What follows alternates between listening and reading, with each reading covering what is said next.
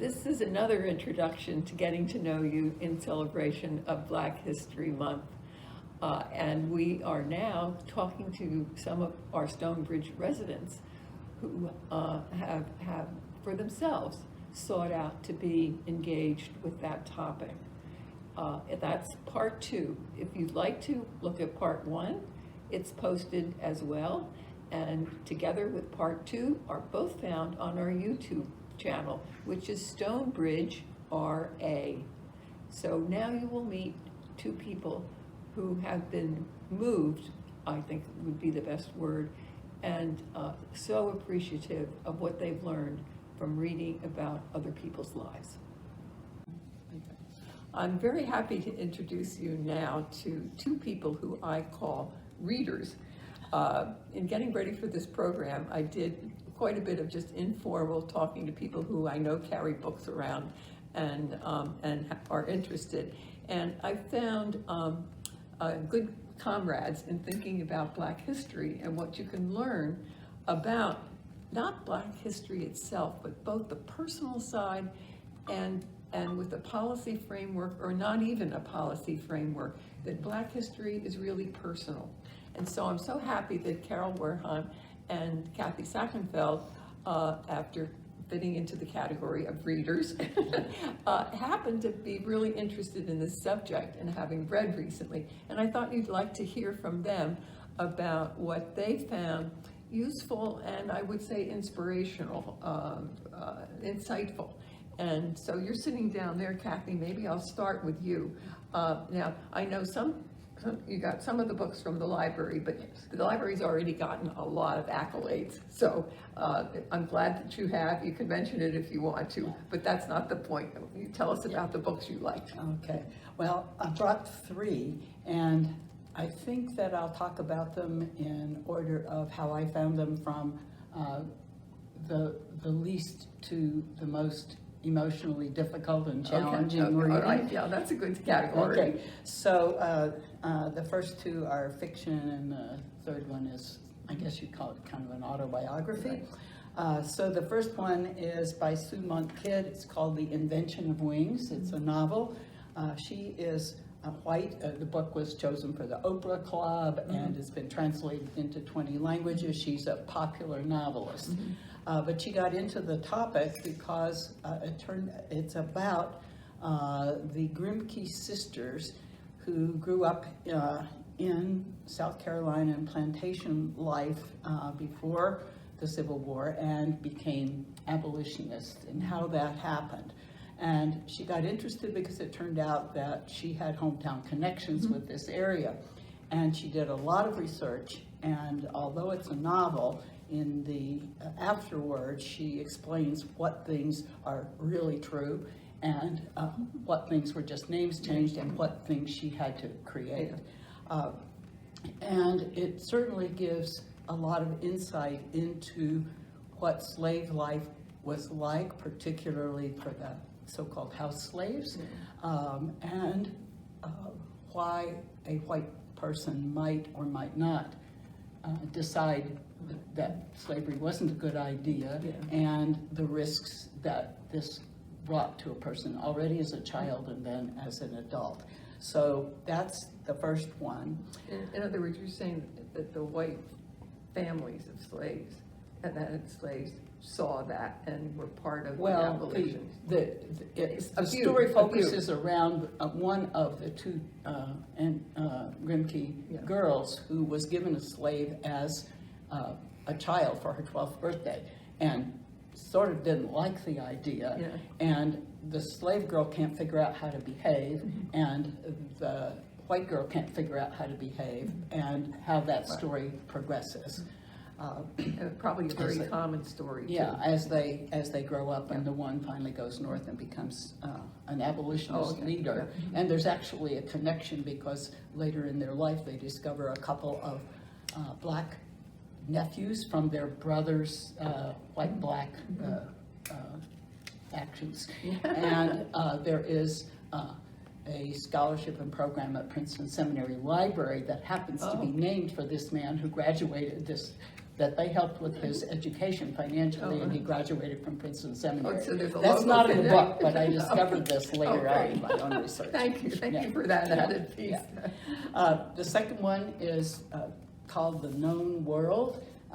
It's written by a Black author, Edward P. Jones, and it was won the National Book Award Yeah. and was a finalist for the Pulitzer Prize. It's heavy. It begins with a family of a father and a mother and a son who are slaves of the biggest, richest plantation owner in this part of North Carolina. And the mother and father buy their freedom, and they want to buy, they save up their money to do this, and they want to buy the son's freedom, but the white owner keeps raising the price because the son is so smart. And eventually he is freed, but he remains under the kind of tutelage of the white person. And eventually the black son becomes himself a plantation owner with 33 slaves of his own. So that brings up a whole different dimension. But through the book, going backward and forward in time, you follow what happens to his father and mother. You see what happens to him. And the first slave he buys is named Moses. And for me, Moses was the center, the frightening and heartbreaking part of the story. But you also get introduced to the theme of the slave patrollers and what their job was to go out at night and find anybody who wasn't at home on the plantation where they belonged, and how they capture free blacks, including the father, Augustus, and sell them off as slaves. So it's a challenging and pretty horrific picture. And some do, a couple of them do escape finally, but most The of them. details make the difference. Yeah. It's not like a history book that says there were this many slaves in South Carolina or something. Let's jump to you, Carol, and say the most recent sort of star author. Well, last spring, I was in North Carolina and in a bookstore, and I found this little book, Incidents in the Life of a Slave Girl by Harriet Jacobs. Harriet Jacobs is the slave girl. It is, in my mind, the most touching, frightening book I've ever read about slavery, because it's her memoir. She describes all Was that that she went through. unusual for her? It was very unusual because she could read and she could write. Yeah, You know, yeah. that was, she did finally escape. She spent almost 2 years in an attic room in the house of her aunt. She could not sit up in this space. She could look out cracks in the side and see her 2 children playing, but she could not speak to them.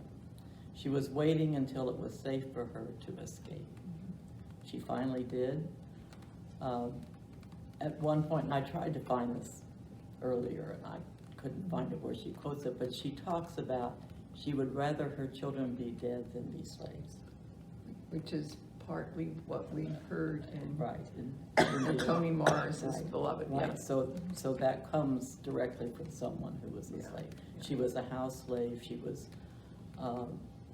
sought after by her master. Unfortunately or unfortunately, she was owned by his daughter. A freed man tried to buy her, and they wouldn't sell her. It's just a very frightening, touching story. And you just happened to I come just, across it. well, when I travel, I like to pick up biographies of women from that area. And I saw this, and my goodness, it's not, you can see it's not very thick, Yeah. but it is so powerful. The second one about a slave is The Education of Betsy Stockton. And Betsy That's Stockton. very local, That right? is very local. I became interested in Betsy Stockton when I saw her portrait in the library at Princeton Seminary. And then I discovered that there is a stained glass window of her at the Witherspoon Street Presbyterian Church. So when this book came out, I read it immediately. I have another one written by a local author, but I've only read parts of it. But this is really an interesting book to read her. She was a missionary to what were the Sandwich Islands, Hawaii, back when black people didn't do this. She went with the whole white crew, but she was not their servant.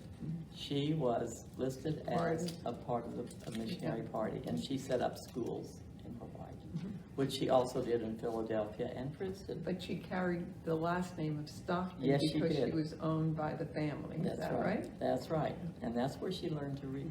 Okay, That's where she learned to read. It's a fascinating story. okay, let's jump I'll to, hold that. back to, I can never I- present I- his, I say it. pronounce his I'm first not name. sure. I call I'm him good at this. Ta-Nehisi Coates. Yeah. And this is a book that he wrote in, I think 2015, called Between the World and Me. He won the National Book Award for nonfiction. He writes it as a letter to his 15-year-old son to try to interpret the world that his son is growing up in. And he pulls no punches. He sees this country as built financially on the backs of slave labor. He talks at one point about, at the time of the Civil War, the financial worth of the total slave population was more than all of the other categories of money that you could think of in the country. But he talks about his growing up in a gang section of all black Baltimore, and how you learned what streets you couldn't go on, and the first time that another black kid pointed a gun at him just to say, I'm in charge, what that meant. He talks about attending Howard University, which is called Mecca, and how he discovered many different perspectives on black life from the readings that he did there. And then as he goes on in his life and what has happened, and as he says to his son, I'm writing this in the year that Eric Garner was killed, and he remembers what his son did when there was no indictment after the killing of Brown and so on. But he sees it as looking at American history. This is the book that was in the news a good bit Right, it last was, year yeah. because the public school teacher in a very wealthy town in Chapin, South Carolina, assigned it to her class, and 2 students approached the school board and said, this made me uncomfortable, I shouldn't have to read this. And they tried to get her It had fired. nothing to do with this. Yeah, they tried to get her fired, and in the most recent news article, she decided that she was not fired, and she was going to teach it again, but with also readings or articles that disputed the point of view of the book.